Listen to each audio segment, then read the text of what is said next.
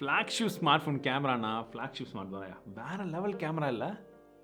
இப்போ பட்ஜெட் ரேஞ்சில் ஒரு ஃப்ளாக்ஷிப் கேமரா ஸ்மார்ட் ஃபோனை லான்ச் பண்ணிருக்காங்கண்ணா. பட்ஜெட்லையா? ஏன்னா ஃபோன் அது? டேய் என்னடா அது இப்படி டால் அடிக்குது?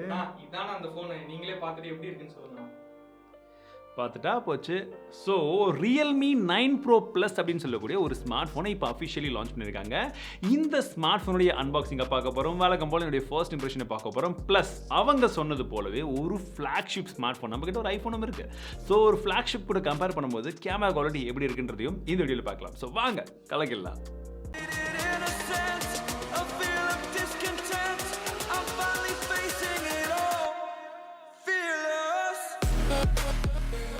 ஃபர்ஸ்ட் குயிக்கான அன்பாக்சிங்கை பார்த்தலாம். Realme 9 Pro Plus கொடுத்துருக்காங்க, மார்க்கெட்டிங் டிவைஸ்னு கொடுத்துருக்காங்க. ஸோ இது டெமோ யூனிட் தாங்க. இதில் ஏதாச்சும் ப்ளஸ் மைனஸ் சொல்லும் போது கடைசியில் அது என்னன்றதையும் பார்த்துக்கோங்க.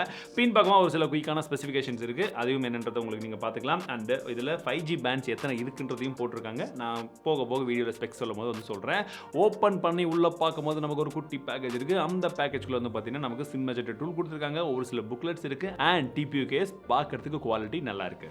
அடுத்தபடியே நமக்கு மொபைல் ஃபோன் கொடுத்துருக்காங்க. So this is the mobile. பார்க்கறதுக்கு எப்படி இருக்குது அப்படின்னு கேட்டிங்கன்னா சும்மா டால் டப்பா டையா அப்படின்ற மாதிரி வித்தியாசமான ஒரு கலர் பேட்டர்னில் இருக்குன்னு நானும் சொல்லணும்னு ஆசை தான். பட் ரொம்ப வித்தியாசமெல்லாம் கிடையாது.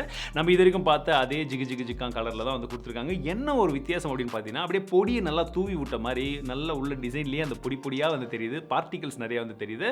It's different. ஓகேவா? காமெடி அப்பார்ட், ஜோக்ஸ் அப்பார்ட், பார்க்கறதுக்கு கொஞ்சம் வித்தியாசமாக தான் இருக்குது. பட் நிறைய பேருக்கு பிடிக்குமான்றது கொஞ்சம் யோசிக்கணும். பட் வித்தியாசமாக இருக்குன்றது மட்டும் உண்மை. ஓகே, இதை சைடில் வச்சிடலாம். அடுத்தபடியாக நமக்கு சார்ஜர் கொடுத்துருக்காங்க, கூடவே டைப் சி கேபிளும் இருக்கு. மொபைலை கையில் எடுத்தோம்னா ரொம்ப லைட் வெயிட்டாக தாங்க இருக்கு, ரொம்ப ஸ்லிம்மாகவும் இருக்கிற மாதிரி இருக்கு. எக்ஸாக்ட்லி வந்து பார்த்தீங்கன்னா உங்களுக்கு 7.99 mm கான திக்னஸ் இருக்கிறதா சொல்றாங்க. 182 கிராம்ஸ் இருக்கு.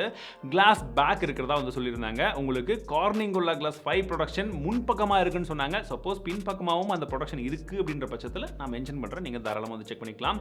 ஸோ இனிஷியல் இம்ப்ரெஷன்ல டிசைனை பொறுத்த வரைக்கும், பில் குவாலிட்டி பொறுத்த வரைக்கும் சாலிடாக இருக்குது. அண்ட் டிசைனும் நான் ஏற்கனவே சொன்ன மாதிரி தான் வித்தியாசமாக இருக்குது. ஒரு சில பேருக்கு பிடிக்கும், அண்ட் ஒரு சில பேருக்கு என்னடா அப்படின்னு கொஞ்சம் யோசிப்பீங்க. பட் நல்லா இருக்குது. ப்ராசரை பொறுத்த வரைக்கும் இதில் மீடியா கூடிய Dimensity 920 சொல்லக்கூடிய ஒரு ப்ராசர் வந்து கொடுத்துருக்காங்க. 6 nm டெக்னாலஜி பில்ட் பண்ண ப்ராசர் தாங்க. டியூல் 5G சப்போர்ட், 2 சிம் வந்து நீங்கள் 5G வந்து போட்டுக்கலாம். எவ்வளோ 5G பேண்ட் சப்போர்ட் பண்ணுதுன்றது நீங்கள் வந்து பார்த்துக்கிறீங்க. ஸோ இது எல்லாமே வந்து இருக்குது.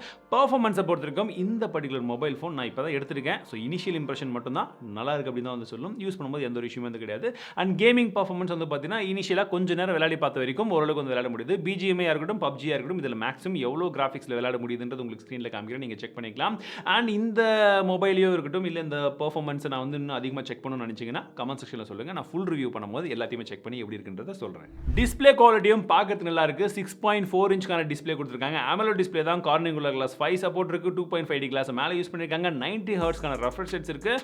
180 ஹெர்ட்ஸ்க்கான டச் சாம்பிளிங்கும் கொடுத்துருக்கான்னு சொல்கிறாங்க. 600 நிட்ஸ்க்கான மேக்ஸிமம் பீக் பிரைட்னஸ் இதில் இருக்கு.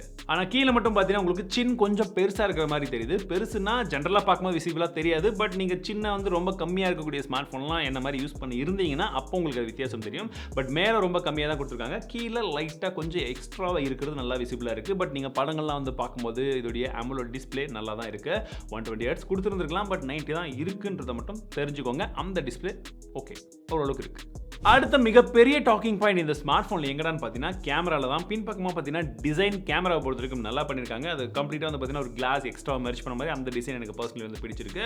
கேமராவை பொறுத்த வரைக்கும் உங்களுக்கு 50 மெகாபிக்சலுக்கான பிரைமரி கேமரா இருக்குது. Sony IMX766 சொல்லக்கூடிய ஒரு சென்சர் கொடுத்துருக்காங்க. OIS ES ரெண்டுத்துக்கான சப்போர்ட்டும் இருக்கிறது கூடுதலான ஒரு ப்ளஸ் பாயிண்ட். இந்த செக்மெண்ட்டில் Realme இது வரைக்கும் கொடுக்கல, இதில் இருக்கிறதுக்கு நல்லா இருக்குது. அண்ட் ரெண்டாவதாக 8 மெகாபிக்சலுக்கான கேமரா Sony IMX355 அப்படின்னு சொல்லக்கூடிய ஒரு அல்ட்ரா வைட் சென்சர். 119.7 டிகிரி வரைக்கும் உங்களுக்கு ஃபீல்ட் ஆஃப் வந்து கிடைக்கும். மூன்றாவதாக ஒரு 2 மெகாபிக்சலுக்கான மேக்ரோ எது கொடுத்துருக்காங்கன்னு தெரியல எனக்கும். அண்ட் செல்ஃபி கேமரா பார்க்கும்போது ஒரு பஞ்சோல்ல உங்களுக்கு 16 மெகாபிக்சலுக்கான செல்ஃபி கேமரா வந்து கொடுத்துருக்காங்க. Sony IMX471 அப்படின்னு சொல்லக்கூடிய சென்சர்.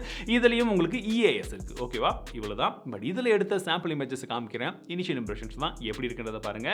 அவுட்டோர்ல நல்ல லைட்டிங் கண்டிஷன் எடுக்கும்போது இமேஜ் குவாலிட்டி உண்மையிலேயே வந்து பார்க்கறதுக்கு நல்லா இருக்கு. நீங்க இந்த ஒரு போனை மட்டும் வச்சு பார்க்கும்போது உங்களுக்கு கலர்ஸும் நல்லா இருக்கிற மாதிரி இருக்கு, பிரைட்னஸ் லெவல்ஸும் நல்லா இருக்கிற மாதிரி இருக்கு. இன்ஃபேக்ட் நீங்க க்ளோஸ் அப்ல போய் எடுக்கக்கூடிய பூ அதெல்லாம் வந்து பார்த்தீங்கன்னா அந்த கலர்ஸ் எல்லாம் நல்லாவே வந்து வருதுன்னு சொல்லலாம். அண்ட் டிஃபால்ட்டாகவே பின்பக்கம் கால்லாம் பார்த்தீங்கன்னா ஓரளவுக்கு நல்லா பிளராக வந்து இருக்கிற மாதிரி இருக்குது. அண்ட் நீங்கள் எடுக்கக்கூடிய ஷார்ட்ஸில் நீங்கள் மேக்ஸிமம் அந்த டெப்த் எல்லாமே நீங்கள் எதிர்பார்க்கறது நல்லா இருக்குது. சேச்சுரேஷன் லெவல் ஓரளவுக்கு நல்லா இருக்குது டிஃபால்ட்டாக எடுக்கும்போது. பட் நீங்கள் யாராச்சும் ஒரு பர்சனை எடுக்கும்போது அந்த பர்சன் இருக்கக்கூடிய இடத்துக்கு தகுந்த மாதிரி வந்து என்ன ஆகுதுன்னு பார்த்தீங்கன்னா அந்த ப்ராசஸிங் ஆகுது, இமேஜ் ப்ராசஸிங் ஆகுது. அந்த டைமில் மட்டும் ஒரு சில இஷ்யூஸ் இருக்குது. ஏன்னா இப்போ இந்த 2 இமேஜை பாருங்கள், பார்க்குறதுக்கு நல்லா இருக்குது. ஆக்சுவலி நான் அவுட்டோரில் போயிட்டு கொஞ்சம் சன்லைட்டுக்கு ஆப்போசிட்டில் நிற்க வச்சு கரெக்டாக எடுக்கும்போது இமேஜ் குவாலிட்டி நல்லா இருக்குது. ஆனால் இப்பயும் ஸ்கின் டோன் வந்து பார்த்தீங்கன்னா கொஞ்சம் எல்லோயிஷ் டோன், கொஞ்சம் ஆரஞ்சு டோன் வந்து கொஞ்சம் அதிகமாக இருக்கிற மாதிரி, சேச்சுரேஷன் லெவல் கொஞ்சம் அதிகமாக இருக்குது, கான்ட்ராஸ்ட்லாம் ஓகேவா.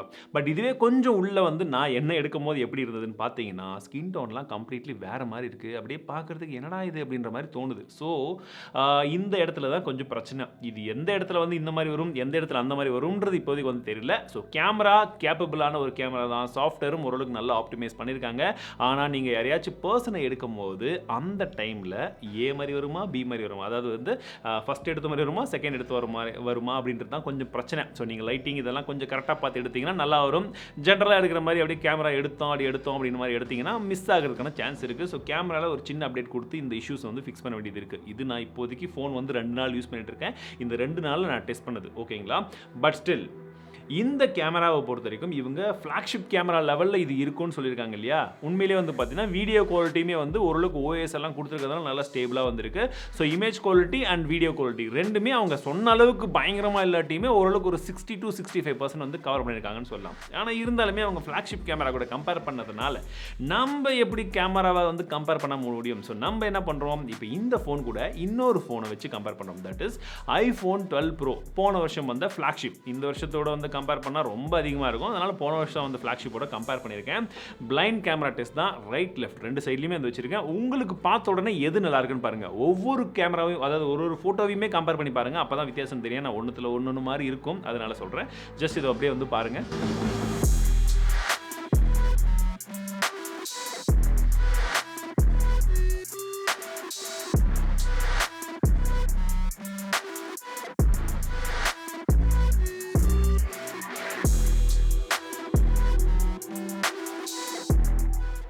பார்த்துட்டிங்களா? இப்போ வீடியோ வேணால் பாஸ் பண்ணிக்கோங்க, கீழே கமெண்ட் பண்ணுங்கள். அதாவது before knowing the name first அப்படின்னு சொல்லி போட்டு ஃபஸ்ட்டுன்னு போட்டுட்டு ஏவா பியான்னு ஓட் பண்ணுங்கள்.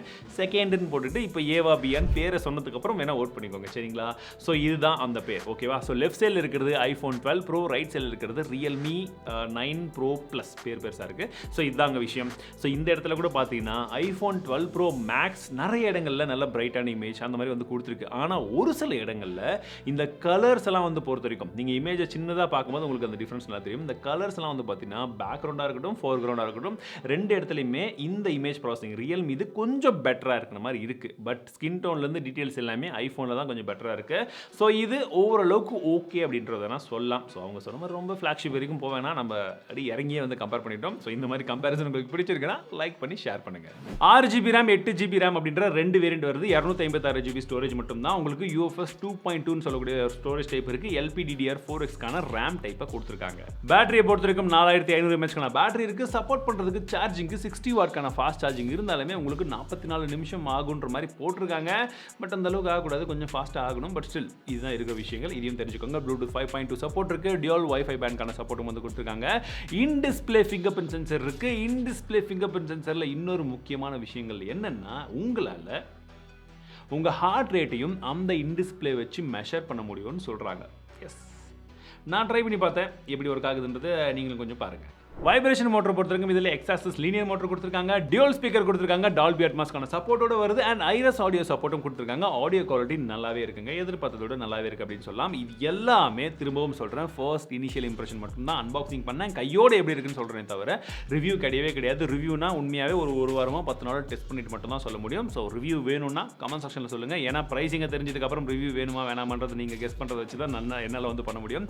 நிறைய ஸ்மார்ட் ஃபோன் இருக்குது. ஸோ ப்ரைஸிங் டிஸ்கிரிப்ஷனில் கொடுத்துருப்பேன். எனக்கு இப்போதைக்கு ப்ரைஸிங் தெரியாது. அந்த ப்ரைஸிங் இது ஒர்த்தா இருக்குது, நீங்கள் ரிவ்யூ பண்ணுங்கன்னு நிறைய பேர் கேட்டிங்கன்னா சீக்கிரமாகவே ரிவ்யூ கொண்டு வரேன். ஓகேவா? ஸோ கமெண்ட் செக்ஷனில் சொல்லுங்கள். அண்ட் வீடியோ பிடிச்சிருந்தால் மறக்காமல் லைக் பண்ணுங்கள், உங்கள் நண்பர்கள் கூட ஷேர் பண்ணுங்கள். மீண்டும் ஒரு இடத்துல சந்திக்கிறேன். வாழ்க தமிழ், வளர்க ஃப்ளாக்ஷிப் கேமரா இருந்ததுன்னா.